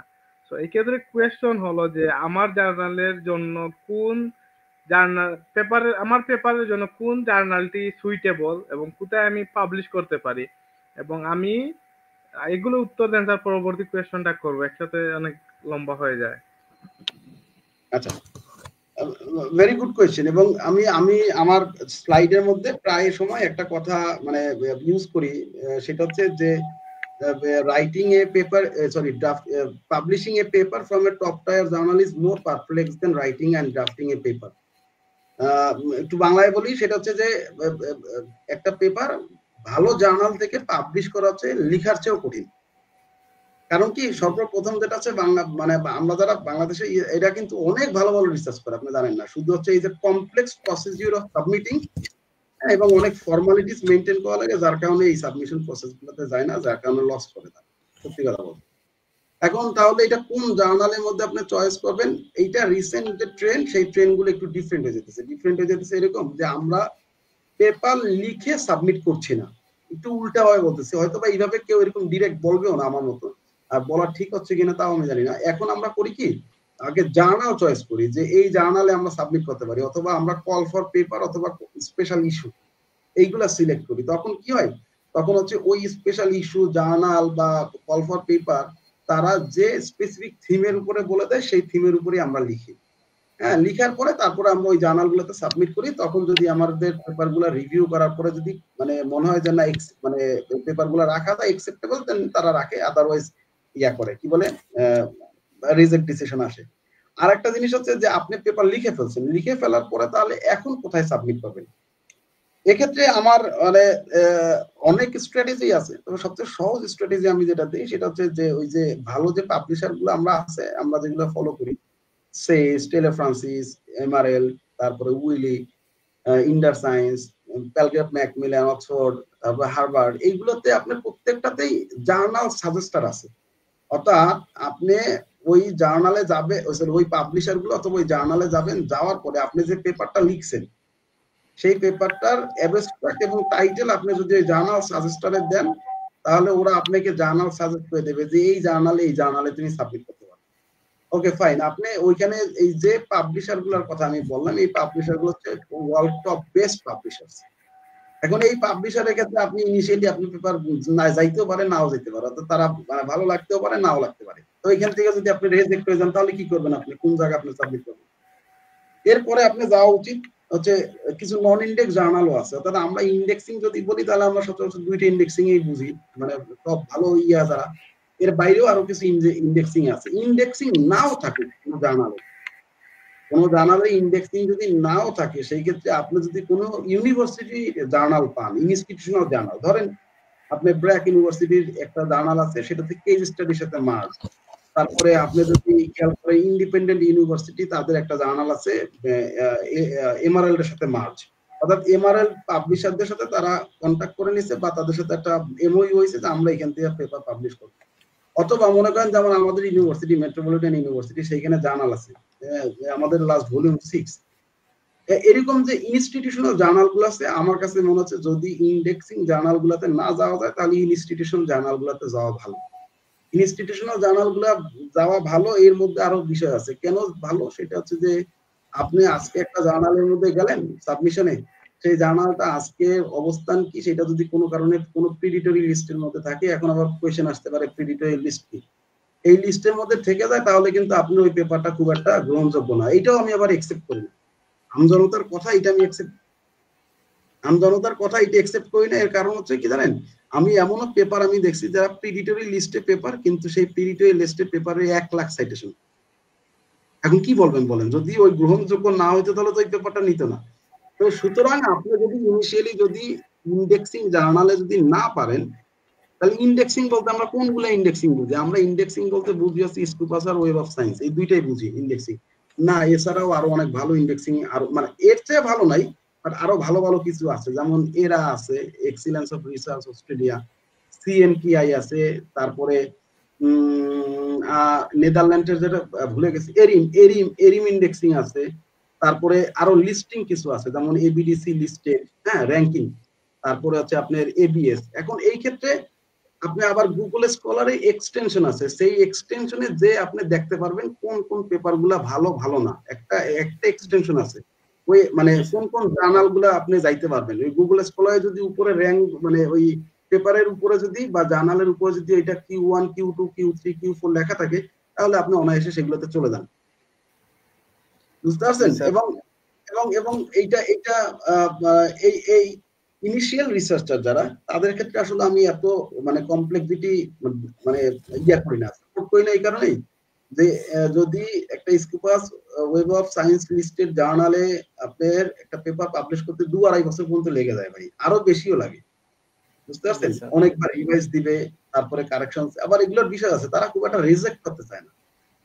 তারা তাদের পেপারে কোয়ালিটি যতদিন পর্যন্ত এনশিওর না করবে, আমার একটা পেপার আছে 7 বার কারেকশন পাঠাইছে। বুঝতে পারছেন? জি তো স্যার। একটু ইনিশিয়ালি একটু লেখালেখি করে 2-4টা-5টা পেপার যখন কিনা ইন্ডেক্সিং নন ইন্ডেক্সিং ইউনিভার্সিটি জার্নাল যেখানেই আপনি পাবলিশ করতে পারেন, ইভেন পিডিটিও করেন, কোনো সমস্যা নেই। করার পরে আপনি আস্তে আস্তে আস্তে আস্তে বুঝতে পারবেন যে না আমার কোন জায়গায় সমস্যা হইতেছে। হ্যাঁ, আপনি বুঝতে পারবেন। স্যার, জি স্যার। জি স্যার। বললাম। জি স্যার, আপনার এটার সাথে স্যার আমি কিছু জিনিস এড করতে চাই আর কি। আমার যে রিসার্চের শুরুতে আর কি যে পার্সোনাল অবজারভেশন গুলো আসতেছে, এই ক্ষেত্রে স্যার বিষয় হইতেছে যে ধরেন আমি স্যার মানে একজন রিসার্চার হিসাবে আমি কি স্যার সাইটেশন ভ্যালু করব? ধরেন আপনি একজন প্রফেশনাল রিসার্চার আছে, তো আপনি কি স্যার আপনার পেপারের সাইটেশনটা দেখবেন, নাকি ধরেন আমরা ওই যে আপনার ইয়েটা দেখবো, ইন্ডেক্সিংটা দেখবো? যেমন ধরেন আমি স্কোপাসটা ভ্যালু করব নাকি সাইটেশনটাকে ভ্যালু করব? এইটা sir question sir. Very good question. এবং আমিও টেকনিক্যালি স্ট্র্যাটেজি, আপনার কোয়েশ্চেন যেমন স্ট্র্যাটেজিক, আমিও স্ট্র্যাটেজিক আনসারই দেবো। আমি প্রথমত হয়তো আমার সাথে অনেকে মিলবে না, হয়তো অনেকের সাথে আমার, দেখেন এটা ভেরি করবে উত্তরে আপনার আমার আনসার আর একজনের আনসার ভেরি করবে। আমি ইনিশিয়ালি সাপোর্ট করবো সেটা হচ্ছে সাইটেশন। ইনিশিয়ালি সাইটেশন সাপোর্ট করবো। দেখেন আপনি কিনা মানে দেখেন আপনি যদি এখন ধরেন আপনার কথা আমি বলি, আপনি একটা স্কুপাস পেপার যাবেন, আমি গত পরশু একটা পেপার সাবমিট করছি, সেই পেপারটা মানে আমি সব মানে পেপার পড়লাম, মানে এই জার্নালের ইনফরমেশন পড়লাম আমি। পড়ার পর আমি দেখলাম যে কোনো জায়গায় এপিসি নাই, অ্যানুয়াল মানে আর্টিকেল পাবলিশিং চার্জ নাই। বিশ্বাস করবেন, I didn't expect the review report within 2 days 3 days আমার কাছে আজকে দেখি পেপারের রিপোর্ট আসছে, এবং তারা পেপার $1200 পেপারের চার্জ। এখন আমি আন্ডার ডেভেলপ কান্ট্রি, এই জন্য আমাকে চার্জ দিয়ে দিচ্ছে $800। $800 হচ্ছে আমার বাংলাদেশি টাকায় বুঝতে পারতেছেন কত টাকা আসে। এখন আপনি $800 দিয়ে পেপার পাবলিশ করলে আপনার পেপারটা ওপেন অ্যাক্সেস হবে। আর যদি $800 না দেন বা আপনি যদি কোনো পেমেন্ট না দেন, তাহলে আপনি পেপারটা, শহীদ শোনা যাচ্ছে আমাকে?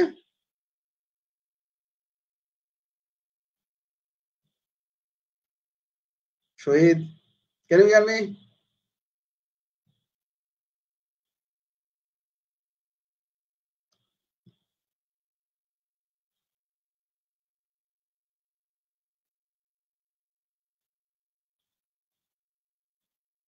আমি আশা করি শহীদ শুনতে পাচ্ছেন আমাকে। তারপরে বলি, এখন এই $800 তো আমার পক্ষে দেওয়া সম্ভব না। তো সেই ক্ষেত্রে আমার ক্লোজ অ্যাক্সেসে যাইতে হবে, অর্থাৎ আপনার ওপেন অ্যাক্সেসে আমি দিতে পারবো না পেপারটাই। এখন যখন যখন কিনা আমি মানে ওপেন অ্যাক্সেসে যেতে পারবো না, তখন আমার ক্লোজ অ্যাক্সেসে যেতে হবে। ক্লোজ অ্যাক্সেসে শুধু কিনা আমার হচ্ছে অ্যাবস্ট্রাক্টটা শো করবে, আর কোনো কিছু শো করবে না, অ্যাবস্ট্রাক্ট করতে হবে। অথবা আমি অ্যাবস্ট্রাক্ট যদি পরে কেউ, তাহলে আমার পুরো পেপারটা সে অ্যাক্সেস পাইতেছে না। অ্যাক্সেস যদি না পায়, তাহলে সে আমার পেপারটা সাইটেশন করবে না। আর যদি আপনি নন ইন্ডেক্সিং জার্নাল গুলাতে আবার অথবা ইনস্টিটিউশনাল জার্নাল গুলাতে আবার যাইতে পারেন, আবার সময়ের স্কোপ আছে কিন্তু, বা এই যে এই web of science listed journal গুলা, সেগুলোতে তো সময়েরও বিষয় আছে, অনেক সময় লাগবে। সেই ক্ষেত্রে আপনি যদি এই নন ইন্ডেক্স কিন্তু প্রিডিটরি না, আবার ওয়েব অফ সায়েন্স লিস্টেড না, ইনস্টিটিউশনাল জার্নাল, এই ক্ষেত্রে যদি আপনি যান, তাহলে আপনার ওপেন অ্যাক্সেস গুলো পাচ্ছে, এবং আপনি পেপারের সাইটেশন গুলো আপনি বাড়তেছে। অর্থাৎ সেগুলো পিডিএফ ওপেন অ্যাক্সেস পাবে, মানুষজন অনায়াসে পিডিএফ গুলো ডাউনলোড করতে পারবে, এবং সেখান থেকে তারা আপনার সাইটেশন গুলো বাড়বে, আপনার নাম্বার অফ সাইটেশন বাড়বে। অফকোর্স সেক্ষেত্রে ইসের স্কুপাস ইন্ডেক্সিং এর চেয়ে আমি ইনিশিয়ালি আমি সাইটেশনের ক্ষেত্রে সাইটেশনকে কাউন্ট করবো, আগায় রাখবো। নট অনলি দ্যাট, আপনি যখন বাইরের দেশে অ্যাপ্লাই করবেন, সেই ক্ষেত্রেও আপনার নাম্বার অফ পাবলিশ পেপার যেমন যতটা গুরুত্বপূর্ণ, তারপরে কোন ইন্ডেক্সিং সেই গুরুত্বপূর্ণ, আবার আপনার সাইটেশন কতটুকু সেটাও এট এ টাইম গুরুত্ব। তো এই 3-4টা বিষয় একসাথে আপনার ফোকাস রাখতে হবে। এখন একসাথে ফোকাস রাখতে হবে, তাহলে কি হলো, তাহলে আপনার তো ইনিশিয়ালি যাইতে পারছেন স্কোপ আছে, তাহলে ইনিশিয়ালি আপনার হচ্ছে নর্মাল কিছু জার্নালে, ইভেন এই ক্ষেত্রে আমি নতুন যারা রিসার্চার সেই ক্ষেত্রে যদি কোনো জার্নাল না পাই, তাহলে আমি তাদেরকে সাজেস্ট করি রিসার্চ গেট, হ্যাঁ সেখানে প্রিন্ট দেওয়া যায়, রিসার্চ গেট সাপোর্ট করি আমি। তারপরে SSRN আছে, social science research network, which is directed and control by the Elsevier, হ্যাঁ ভালো সোর্স। এবং আরো যে বিষয় আছে, আরজিভ আছে, ম্যাড্রেন আছে, সেই ক্ষেত্রে সেই জায়গা পেপারগুলো আপলোড করে দেওয়া যায়, ওয়ার্কিং পেপারগুলো, এবং সেই পেপারগুলো পরবর্তীতে কিন্তু ওইখান থেকেও সাইটেশন হয়। হ্যাঁ, এবং এইটা কিন্তু এরকম আমরা অনার্স লেভেলে কিন্তু অনেক সময় অ্যাসাইনমেন্ট দিই, বিশেষ করে আমি যে অ্যাসাইনমেন্ট গুলো দিই সেগুলো একটু লিটারেচার বেসড হয়। সেই লিটারেচার বেসড আমি অনেক স্টুডেন্টরা বলছি যে তারা তারা যেন তাদের এই পেপারগুলো আপলোড করে দেয়, এবং বিশ্বাস করবেন না, অনেক স্টুডেন্ট তারা আপলোড করে দিচ্ছে, এবং পরবর্তীতে সেই SSRN এ কোন জার্নাল থেকে সুইটেবল সেই SSRN এ ওই জার্নাল ইনভাইটেশন পাঠাইতেছে SSRN এর কাছে যে would you please send this paper to our journal for publishing, ওইখান থেকে তারা পাবলিশ করতেছে। তো সেই ক্ষেত্রে citation counts, citation makes value. On the other hand, আপনার quality of paper also needs to focus. Not only that, open access close access সেটাও একটা ফ্যাক্টর। আপনার ইনস্টিটিউশন যদি আপনাকে সাপোর্ট না করে, তাহলে আপনি নর্মাল জার্নালগুলো নন ইন্ডেক্সিং এ, কিন্তু প্রিডিটরি লিস্ট নিয়ে আর একটা জিনিস, প্রিডিটরি লিস্ট নিয়ে একটুখানি বলার দরকার আছে। আমি আমার রিসার্চ লাইফের ক্ষেত্রে ম্যাক্সিমাম সময় আমি দেখছি প্রিডিটরি লিস্ট নিয়ে খুব ওয়ারিড মানুষজন। মানে প্রিডিটরি লিস্ট হচ্ছে দোজ লিস্ট, মানে একটা লিস্ট, এটা হচ্ছে বেল লিস্ট, অর্থাৎ আমরা যদি ইন্টারনেটে সার্চ দিই বেল লিস্ট, তাহলে সেখানে আমরা প্রিডিটরি লিস্ট গুলো পাই। আর একটা এই মুহূর্তে ভুলে গেছি, হয়তোবা মানে পরবর্তীতে জানাই দেব, এই দুইটা সাইটে কোন কোন জার্নাল গুলা, কোন কোন পাবলিশার গুলা সেইগুলা প্রিডিটরিতে আছে। কারণ প্রিডিটরি কিভাবে প্রিডিটরি হয় এইভাবেই, যে জার্নাল তারপরে publisher, it's one kind of business of মানে থিংস টু মি।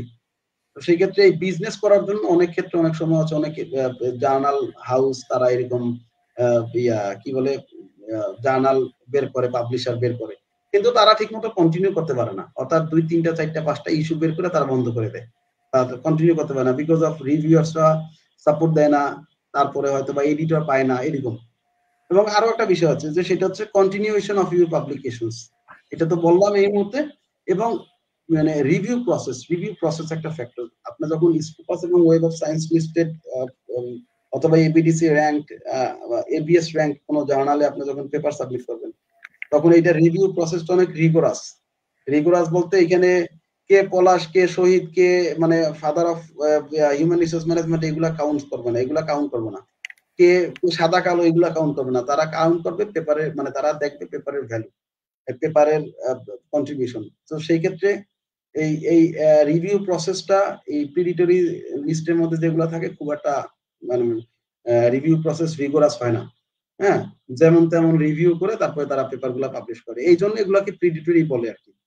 শহীদ, আশা করি বুঝতে পারছেন, অনেক বড় আনসার দিলাম আপনাকে। শহীদ শোনা যাচ্ছে কি আমাকে? আপনাকে শুনতে পাচ্ছি না, মিউট করা।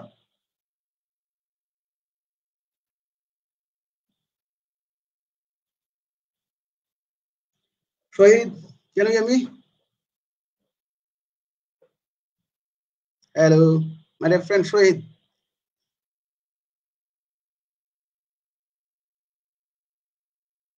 Oh, you have sent a message to me. Yeah.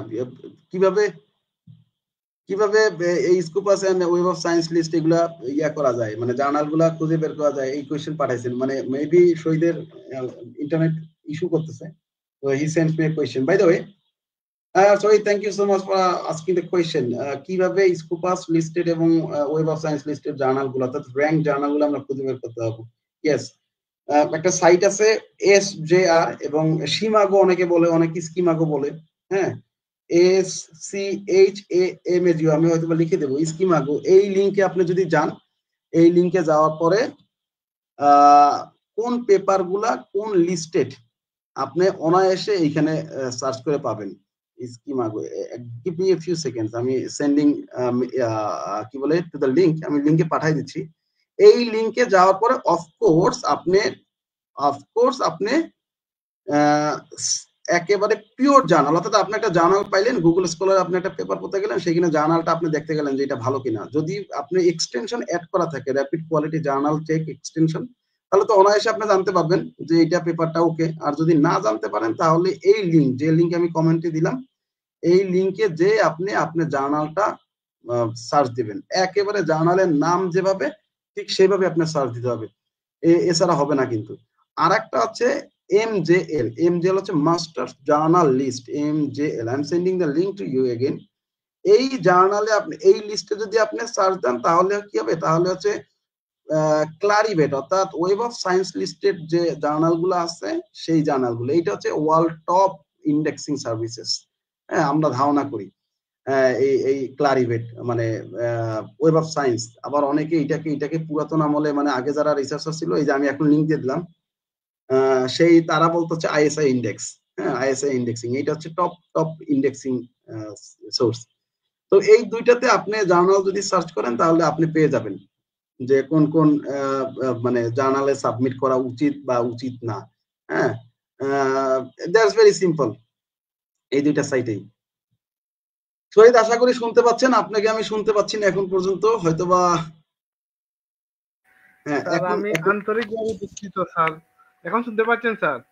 শুনতে পাচ্ছি, এখন শুনতে পাচ্ছি। নো প্রবলেম, আপনি মেসেজ পাঠাইছেন, আমি পাইছি। হ্যাঁ, জি জি, কিছু টেকনিক্যাল ইস্যুর জন্য সমস্যা হইতেছে স্যার। আমার মনে হয় স্যার বাংলাদেশের এইসব বিষয় নিয়ে লেখার প্রয়োজন আছে স্যার। আর আপনি যে হ্যাঁ, আলোচনাগুলো আমি বলছেন স্যার, কোভিডের সময় আমি এরকম প্রপোজ করছিলাম এবং still I am fighting and writing on this. কোভিডের সময় আমি মানে আমার কাছে আমার এখনো প্রপোজাল দেওয়া আছে। ক্যান ইউ বিলিভ দিস, যে আমরা যদি আবারও কোভিড বা কোভিডের চেয়ে বড় ধরনের সিচুয়েশনে মানে খারাপ অবস্থায় পড়ি, এই যে দক্ষিণ ভূমধ্যসাগরের অঞ্চলের দেখবেন বরফগুলা গলে গলে পড়তেছে, কেন মানে আপনি কল্পনা করতে পারবেন না এই বরফগুলার ভেতরে হাজার হাজার বছরের পুরাতন, এটা আমার একটা রিসার্চের লেখা, পুরাতন ভাইরাস জমে আছে। এগুলো যখন মানে এখন তো ওই যে কোভিড টাচ করলেই মারা গেছি আমরা, আর ওই সময় দেখা গেল এরকম যে ফু মারলেও মানুষ মারা যাবে। এই ক্ষেত্রে আমাদের লেখাপড়া তখন কি কন্টিনিউ করতে পারবো না আমরা?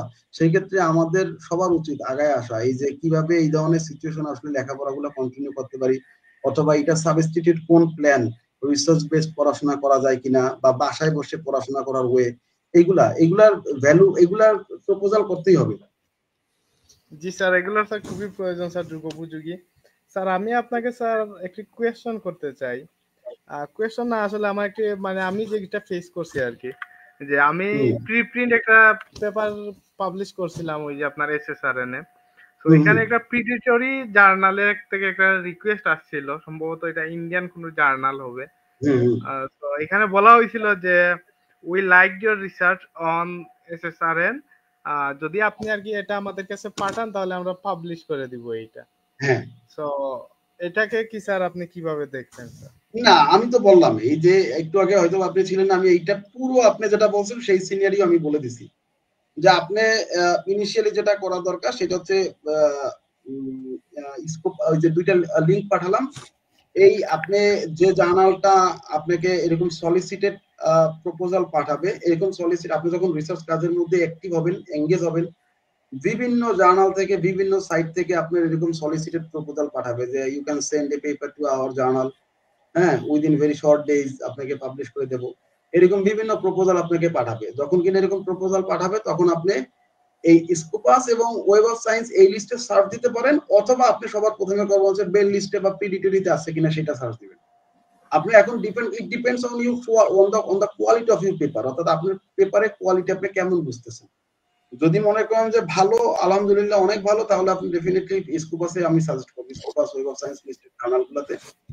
আর যদি মনে করেন যে না প্রফেসর আমার এরকম হয় না, এতটুকু মানে কোয়ালিটি আমি এনশিওর করতে পারি নাই, তাহলে আমার কাছে মনে হচ্ছে যে ওই যে সিএনকেআই, চায়নার যেটা এরা ইন্ডেক্স, তারপরে এরিম, তারপরে সিএনকেআই ওইটা তো বললামই, তারপরে আপনার ওই যে এরা, তারপরে হচ্ছে আপনার এরা, এই মুহূর্তে মাথায় আসতেছে না। হ্যাঁ, মানে আরো অনেক লিস্ট আছে, আপনাকে পাঠাইছিলাম ওই দিন, দেখছেন অনেকগুলা ইয়ে আছে, ও গুগল স্কলার, রিসার্চ গেট, তারপরে ডোয়াজ, তারপরে এইসব জায়গায় যদি থাকে, হ্যাঁ, অনায়াসে ইউ ক্যান সাবমিট। জি স্যার, বাট আপনার কাছ থেকে must be focused on either period list আছে কিনা। আর আমি আরো একটা লিংক পাঠাই দেব, সেই লিংকের মধ্যে আপনি পাবেন যে পিরিয়ড লিস্টে ভুলে গেছে এই মুহূর্তে, আসলে সব তো মাথায় থাকে না। হ্যাঁ, বলেন sir, is there any other issue? আমি এই যে লিংকটা পাঠাই দিচ্ছি আমি, হ্যাঁ, এই যে এখানে, সেইখানে আপনি পিডিটিও লিস্টের ইয়েটা পাবেন, লিস্ট পাবেন যে কোন কোন জার্নাল আপাতত, এটা ফ্রি অবশ্য। হুম। জি স্যার, আপনার সাথে স্যার গল্প করে স্যার আমার খুবই ভালো লাগতেছে। ইভেন আমি আশা করতেছি যে আমাদের যে অডিয়েন্সরা আছেন ওনারাও খুবই ভালো লাগতেছে। আপনার কাছ থেকে স্যার আমরা বিদায় নিব, তার আগে স্যার মানে আরেকটি বিষয় আর কি, খুবই ইন্টারেস্টিং কোয়েশ্চেন, ইভেন আমার জানার খুবই আগ্রহ। যে বিষয়টি হইতেছে যে স্যার আপনি কিভাবে প্রথম রিসার্চ পেপার লিখেছিলেন এবং আপনি কেন রিসার্চে আসলেন, এই এই মোটিভটা কোথা থেকে আসছে আপনার? Thank you.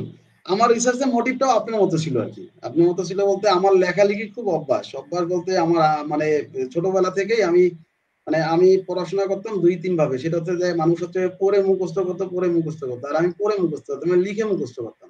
আমি জিনিসটা লিখতাম, লিখার পরে দেখতাম যে এক দুইবার লিখলে এটা জিনিসটা অনেক বেশি মনে থাকে আমার ধারণা, এবং সেটা যদি কোনো বন্ধুর সাথে আলোচনা করে লেখালেখি করা যায়, তো এইভাবে করেই আসলে লেখালেখির অভ্যাস।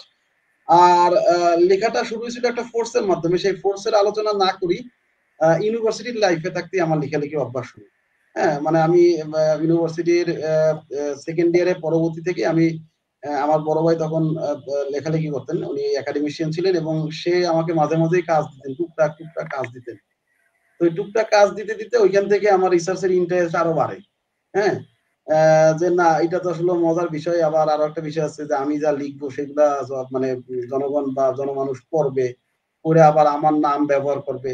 হ্যাঁ, এটা আমার কাছে ওই সময় একটা মানে বিশাল একটা বিষয় কাজ করছে। এবং আরো একটা বিষয়, আপনি ব্যবহার করেন কিনা বা আমাদের স্টুডেন্টরা, হ্যাঁ, ব্যবহার ওইটা ইউজ করে, ওই যে একাডেমিয়া ইডু, এই এই একটা সাইট ছিল, মানে এটার মধ্যে আমরা হচ্ছে আমাদের প্রেজেন্টেশন স্লাইডস, তারপরে research paper, free research paper, বই, এগুলো আপলোড দিতাম আমরা।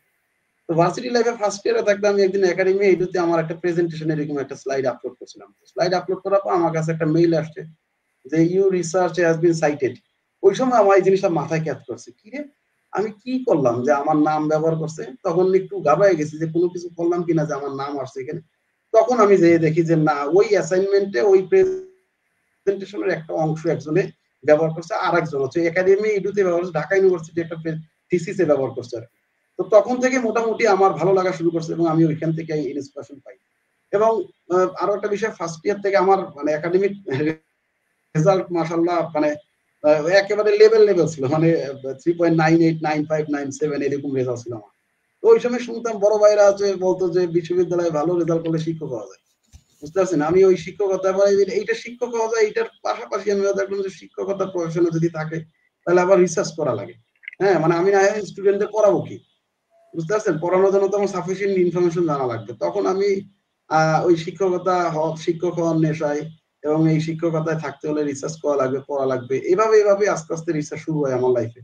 এবং পুরোদস্ত রিসার্চার হয়ে যায় হচ্ছে আপনি মনে করেন মাস্টার্সে উঠার পরে। এই সময় থেকে রিসার্চ পেপার একেবারে লেখালেখি শুরু, নিজের যে ইন্টারেস্ট গুলা, ঠিক আছে, এইচআরএম, অন্টারপ্রিনিয়রশিপ টপিক নিয়ে আস্তে আস্তে পড়াশোনা, ওয়ার্ক ফ্যামিলি কনফ্লিক্ট, যেগুলো বানিয়েছি, এইভাবেই আসলে শুরু হয়েছিল। এবং সেই ধারা থেকে আজ অবধি লিখতেছি, এবং আমি আস্তে আস্তে আমার নিজের এরিয়া থেকে বেরোয় কন্টেম্পোরারি ইস্যুগুলো আসলে ফোকাস করি। কন্টেম্পোরারি ইস্যু বলতে হচ্ছে সমাজের যে বিষয়গুলাকে মানে এই মুহূর্তে গুরুত্বপূর্ণ, মানুষজন আলোচনা করে এবং আলোচনা করবে, যেটা দেশের জন্য মঙ্গলজনক, কন্ট্রিবিউটরি মানে এবং policy related research, actionable research গুলো আমি পছন্দ করি। এভাবেই শুরু রিসার্চ জানি, আল্লাহ মালুম কতদিন চলে। হ্যাঁ, দোয়া করবেন। জি স্যার, আপনার এই কথা স্যার, আপনার এই কথাগুলোর সাথে স্যার আমার অনেকগুলো গল্প স্যার মিলে যায়। এখানে স্যার একটি কথা হচ্ছে আর কি স্যার, যে আল্লাহ যেটি করেন ভালোর জন্যই করেন, মানে এটা একটি কথা আছে। তো আমি আর কি স্যার আমার লেখালেখি যে ধারাটা শুরু হয়েছে এটা একটু অ্যাড করতে চাই এখানে। যে আমি যখন প্লিজ। প্রাইমারি স্কুলে ছিলাম আর কি, ওইখানে আপনার হয়েছে যে মানে টিচাররা আসতেন, আসার পর বলতেন যে পাঠটা লিখো আর কি, রিডিং লিখো। তো এখানে স্যার আমরা লিখতাম স্যার পার্টের এক পাতা থেকে শুরু করে আরেক জায়গায় গিয়ে শেষ হইতো, এটা আবার বলতেন 5 বার 10 বার লিখেছো, ওইটা আমি হুম, কমপ্লিট করে ফেলতাম। আর ওই সময় স্যার যা রাগ ছিল স্যার, ওই খাতার মধ্যেই স্যার জেরে দিতাম। বাট হ্যাঁ হ্যাঁ এট দা সিচুয়েশন স্যার এখন এসে মনে হচ্ছে যে স্যার এই লেখার অভ্যাসটা কিংবা এই যে অ্যাটাচমেন্টটা আসছে, এইটা অনেক বিশাল কিছু, যেটা অনেকে করতে পারে নাই, যেটা আমরা পারতেছি। এবং এই ক্ষেত্রে স্যার আমি আরো আরেকটা আরো জিনিস জি জি বলেন আমি স্যার। একটু বলি, আরো ভালো লাগবে। আরো ভালো লাগবে কোন সময়, যখন কিনা পাবলিশ ভার্সন আকারে আপনার পেপার আসবে। ধরেন মনে করেন একজন, একটু খেয়াল করে দেখেন যে আমি একজন রিসার্চার, আমি এন্টারপ্রেনিউরশিপ ডেভেলপমেন্ট এই কোর্সটা পড়াচ্ছি স্টুডেন্টদের। তো এখন এন্টারপ্রেনিউরশিপ ডেভেলপমেন্ট কোর্স পড়াচ্ছি, এখন আমি পড়ানোর সময় আমার নিজের লেখা পেপার, যে challenges of rural women entrepreneurs in Bangladesh and কি বলে সলিউশনস, এইটা আমার নিজের পেপার, কিন্তু ধরেন আমি নিজের লেখা পেপার, আমি এইটাই স্টুডেন্টের কাছে নিয়ে বললাম যে আপনারা এই পেপারটা একটু পড়েন, পড়ে দেখেন কি বুঝেন। দেখবেন আপনার মধ্যে মানে এত ভালো লাগা একটা কাজ করবে, অথবা আপনার নিজের বই লেখা যদি আপনি পড়ান। হ্যাঁ, তো সেই ক্ষেত্রে পাবলিশ ভার্সন পেপার আসা, যেদিন পাবলিশ ভার্সন পেপার আসবে সেই দিন সবচেয়ে মানে ভালো লাগার একটা দিন। হ্যাঁ, দেখবেন নিজের কাছ থেকে নিজের মনে হবে যে আজকে আমি নিজের একটা পার্টি দেই, এরকম একটা ভালো লাগবে। হ্যাঁ, এই জি ইনশাল্লাহ। স্যার, আমরা আশা করতেছি স্যার আমারও পাবলিশ ভার্সন খুবই শীঘ্রই আসবে, এবং আমাদের যারা অডিয়েন্স আছেন ওনাদেরও পাবলিশ ভার্সনটা আসবে ইনশাল্লাহ। আমাদের এই পথ চলাটা শুরু, ইনশাল্লাহ আমরা অনেক দূর এগিয়ে যাব স্যার। আর মানে ইনশাল্লাহ। আগমনী যারা রিসার্চার আছেন এবং যারা কাজ শুরু করতে চাইতেছেন, তাদেরকে নিয়ে যদি স্যার আপনি একটা মানে শেষ একটি কথা বলেন এবং কিভাবে রিসার্চের এই ফ্লোটা ধরে রাখতে পারেন তাহলে ভালো হয়। আর তারই মধ্য দিয়ে আমরা আমাদের আজকের এই লাইভ ব্রডকাস্টটা সমাপ্তির ঘোষণা করবো আর কি। ধন্যবাদ। তাই দেখেন, আমরা বাংলাদেশে একটা ক্রান্তিকাল মুহূর্ত দিয়ে গত 1 বছর 1.5 বছর ধরে যাইতেছি আর কি, 1 বছর ধরে যাচ্ছে এরকম একটা অবস্থা। 1.5 বছরই তো, কারণ আরো আরো আগে থেকে। তো সেই ক্ষেত্রে মানে স্টুডেন্টস যারা আছে তারা এখনো দেখবেন হচ্ছে মানে মানে খুব একটা পড়াশোনার দিকে আসতে পারে নাই বা আসতেছে না। এবং দেখবেন রিসেন্টলি যে ট্রেন্ড চলে আসছে, সেই ট্রেন্ডে দেখবেন হচ্ছে মানুষজন, এই যে আমরাও চলে আসছি ইউটিউবে ভিডিও করার জন্য বা লাইভ করার জন্য। হ্যাঁ, তো আমরা আসলে ইউটিউবে লাইভ করার জন্য, ভিডিও করার জন্য এই জন্যই আসছি যে আপনি লিখালিখি করেন। আপনি লিখালিখি করার যে মানে আপনি আজকে যেটা লিখবেন সেটা ভবিষ্যতে আপনার ইতিহাস হয়ে থাকবে। আজকে যেটা লিখবেন যদি পাবলিশ ভার্সনে আসে, তাহলে এই কাজটাই মানুষজন রিমেম্বার করবে, পরবর্তীতে পড়বে, তার যে কাজের প্রয়োজন সেই কাজে সে ব্যবহার করবে। হ্যাঁ, এই জন্য নতুন যারা আগমনী রিসার্চার যারা আছে তাদেরকে আমি অবশ্যই সাজেস্ট করবো যে আপনি দেখেন, এখানে একটা জিনিস বলি আপনাকে, ওই যে ক্লাসে ওই দিন আমি বলতেছিলাম যে আপনি রিসার্চ পেপারটা একটা রিগোরাস মেথোডোলজি ফলো করে, কোয়ালি বলেন, কোয়ান্টি বলেন, মিক্স মেথড বলেন, কিন্তু আপনার কিছু কিছু লেখার জায়গা আছে। আমাদের এই যে এলএলবি এর একটা স্টুডেন্ট, ল অ্যান্ড জাস্টিস এর একটা স্টুডেন্ট, আমি তার নামটাও বলি এখানে, আরিফ, দেখবেন প্রায় হচ্ছে অনলাইন পত্রিকাগুলোতে বা পত্রিকাতে সে কলাম লিখতেছে বা সম্পাদকীয়, অর্থাৎ আপনি যা মতামত মানে অপিনিয়ন পেপার, অপেড, এইভাবে করে শুরু করেন। এইভাবে করে শুরু করেন, লিখালিখি শুরু করেন। আপনি দরকার হয় আপনি ফেসবুক পেজে লিখেন, আপনার দরকার হয় আপনি অ্যাসাইনমেন্ট বা যেটা লিখছেন সেটা আপনি এসএসআরএন এ আপলোড দেন। আপলোড দিয়ে তারপরে ওয়েট করেন এই যে আপনার মতো জার্নালের সাজেশন দেওয়ার জন্য, জার্নাল রিকোয়েস্ট করার জন্য। লিখতে হবে এবং পড়তে হবে। এবং পড়তে হবে এই কারণেই যে আপনি যে বিষয়টার উপর লিখবেন সেই বিষয়টার উপর যদি না জানেন, ধরেন আমরা পিআর এর উপরে লেখালেখি করছি, ধরেন প্রপোর্শনাল রিপ্রেজেন্টেশন ইন ইলেকশন, আমরা পিআর রিলেটেড কিন্তু প্রচুর পড়াশোনা করছি। আগমনী রিসার্চার যারা থাকবে তাদের কাছে আমার একটাই রিকোয়েস্ট থাকবে যে এখন অনেক সহজ হয়ে গেছে। আপনি মানে বাসে যাচ্ছেন, ধরেন ক্যাম্পাস থেকে পড়াশোনা শেষ করে মানে ক্লাস শেষ করে বাসে যাচ্ছেন, বাসে গল্প করতেছেন, আপনি মোবাইলে হাতের মধ্যে হচ্ছে পড়া আছে। আমরা যদি মোবাইলে যাই, গাড়িতে যাই, তখন দেখি কোন পেপারটা নতুন আসছে, ওই নতুন পেপারটার অথর কে। হ্যাঁ, অথরে দেখি, অথরে আবার একটা মেসেজ দেয়, হ্যালো অথর কেমন আছো, বা প্রফেসর কেমন আছো, তোমার পেপারটা একটু পাঠাও না দেখি, একটু পড়াশোনা করি। অর্থাৎ আগমনী রিসার্চটা লিখতে হবে, পড়তে হবে, সাথে এই ডিভাইসের সাথে একটা প্রেম ভালোবাসা ঘটাইতে হবে তাদের। এই প্রেম ভালোবাসা হচ্ছে ফেসবুক এবং হচ্ছে কোনো মানে ইয়া ওরিয়েন্টেড না, মানে রিসার্চ ওরিয়েন্টেড হইতে হবে, রিসার্চ ওরিয়েন্টেড এবং নলেজ এন্ড ওয়েসডম রিলেটেড। হ্যাঁ, তাহলেই একমাত্র সম্ভব যে ক্যারিয়ারটাকে শাইন করা, ডেভেলপ করা। আপনি দেখা গেল যে 3 ঘন্টা পড়াশোনা করছেন, এরপরে 1 ঘন্টা 2 ঘন্টা একটা সিনেমাও দেখতে পারেন, মুভি দেখতে পারেন, নাটক দেখতে পারেন, অথবা রিসার্চ রিলেটেড অন্য কোনো, আপনি এতক্ষণ লেখালেখি করছেন, আপনি টুলস এর দিকে যান এখন।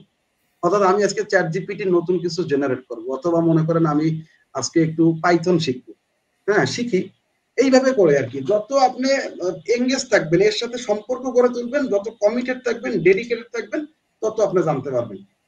এই এবং আমি একটা জিনিস বলি, সেটা হচ্ছে যে আপনার এডুকেশনাল লাইফে, হোল ইউনিভার্সিটি লাইফে আপনি যা কিছু করে যান, যত ভালো রেজাল্ট ডিগ্রি করে যান, আপনি দুইটা জিনিস আপনাকে খুব সাপোর্ট দিবে। তার মধ্যে এই পাবলিকেশনস একটা বিশাল সাপোর্ট দিবে যদি থাকে, আর হচ্ছে আপনার যদি extra curricular activities, leadership skills, abilities থাকে, এগুলো খুব সাপোর্ট দিবে। একাডেমিক তো বিষয়ে মানে একাডেমি তো একাডেমি, আপনি কোনো জায়গায় অ্যাপ্লাই করতে গেলে 3.75 পাইলে এখন মানুষজন অ্যাপ্লাই করতে পারবেন, এরকম একটা অবস্থা। ওটা তো আপনার পাশাপাশি রাখা লাগবেই, ইটস ম্যান্ডেটরি। হ্যাঁ, এইগুলাই। আর একটা জিনিস সেটা হচ্ছে যে অনেক জিনিসই তো বলা সব মানে সেটা হচ্ছে যে রিসার্চারদের একটু হয় তারা ইনডিসিপ্লিন হয়, অর্থাৎ সারা রাত পড়াশোনা করে, জানি আমি। কিন্তু এইখান থেকে বেরোয় এসে আমি একটু বলবো রিসার্চারদের, সেটা হচ্ছে যদি টাইম ফ্রেম অনুযায়ী রিসার্চ করে। যেমন আমার বড় ভাইয়ের কথা যদি বলি এবং আমার কথাও যদি বলি, আমি সবচেয়ে বেশি রিসার্চ করতে পারছি সেই সময় কোভিডের সময়। অর্থাৎ আমি সকালবেলা ফজরের সময় উঠতাম, উঠে সারাদিন কাজ করতাম, আবার 10টা 11টার সময় বিছানা চলে যেতাম। এই যে ডিসিপ্লিন লাইফ লিড করা, এটা রিসার্চারদের আসলে অন্যতম সহায়ক হিসেবে কাজ করে। টাইম টু টাইম শেষ করা, প্রোক্রাস্টিনেশনে না ভোগা, ডেডলাইন ফলো করা, না ফলো করা, মানে ডেডলাইন ফলো করা, হুম, এবং কমিটমেন্ট, প্রফেসরদের সাথে কমিটমেন্ট দেওয়া, সেই কমিটমেন্ট ঠিক রাখা, honesty. This are the qualities to become a good researcher. এবং আগমনী রিসার্চার যাদের বলেন, এই কোয়ালিটি, এই জিনিসগুলো একটু ফোকাস রাখা উচিত। শহীদ, বললে তো শেষ হবে না, সারা রাতে বলতে হবে। জি স্যার, আপনাকে স্যার আন্তরিক ধন্যবাদ স্যার, আমাদেরকে এত সময় দেওয়ার জন্য স্যার, এত ব্যস্ততার মধ্যে। এবং আমরা আশা করছি যে আপনার এই বার্তার মাধ্যমে আগামী যারা রিসার্চার আছেন ওনারা জানতে পারবেন, আরো শিখতে পারবেন। আমরা শেষ করে দিব তার মধ্যে স্যার আমার লিখা একটি মানে কবিতার মাধ্যমে আমরা শেষ করে দিতে চাইতেছি। কবিতাটি ঠিক হচ্ছে আছে, আমি তাহলে হাতিয়ার। বিদায় নেই। আর সবাই আমার জন্য দোয়া করবেন, আমাদের জন্য, কমিউনিটির জন্য দোয়া করবেন, যারা রিসার্চ করে তাদের জন্য দোয়া করবেন। আপনার কবিতা শুনতে শুনতে শেষ করবো ইনশাল্লাহ। হ্যাঁ, জি স্যার, জি স্যার। হাতিয়ার ও রক্ষক। গবেষণা শুধুই তত্ত্বের খোঁজ নয়, এক অনন্ত অনুসন্ধানের যাত্রা, যেখানে প্রশ্নই পথ দেখায়, উত্তর নয়। উত্তরের পেছনের কারণই হয় আলোচনার কেন্দ্রবিন্দু। জ্ঞান যেখানে থেমে যায়, গবেষণা সেখানে নতুন দ্বার খুলে। এটা আমাদের হাতিয়ার, অজ্ঞতার অন্ধকার ভেদ করার জন্য। এটা আমাদের রক্ষক, ভুল তত্ত্বের আগ্রাসন থেকে সুরক্ষিত রাখার জন্য। একটি জাতি তখনই উন্নত হয় যখন সে নিজস্ব সমস্যার উপরে গবেষণা করে, নিজস্ব সমাধান খুঁজে, নিজের ভাবনার জগৎ তৈরি করে। তাই গবেষণা শুধু একাডেমিয়ার বিষয় নয়, এটা চিন্তার স্বাধীনতা, প্রশ্ন তোলার সাহস এবং সত্যের পথে এগিয়ে চলার দৃপ্ত সংকল্প। ধন্যবাদ সবাইকে আজকে আমাদের সাথে থাকার জন্য। আমাদের সাথে আমি, আপনাদের সাথে আমি মাশাআল্লাহ, ছিলাম। মাশাআল্লাহ, অনেক ভালো লাগছে আপনার এই ইয়া। জি স্যার, ধন্যবাদ স্যার। আর জি আমরা প্লিজ। আশা করছি যে ইনশাল্লাহ আমাদের এই প্রোগ্রামটির ধারাবাহিকতা থাকবে এবং আমরা আগামীতে আরো গভীর বিষয় নিয়ে, রিসার্চের গভীর বিষয় নিয়ে আলোচনা করতে পারবো। তারই আগ পর্যন্ত সবাই ভালো থাকবেন, সুস্থ থাকবেন, আমাদের সাথেই থাকবেন। আসসালামু আলাইকুম।